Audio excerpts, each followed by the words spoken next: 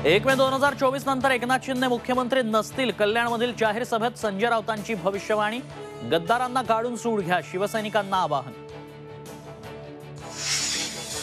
निष्ठावंतांना नाकारून शिंदेंच्या घराणेशाहीला सीट दिली, ही चूक झाली। उद्धव ठाकरेंचं वक्तव्य। कल्याण लोकसभा मतदारसंघ कुणाची जहागिरी नाही, शिंदेंच्या बालेकिल्ल्यात ठाकरेंचा निशाणा।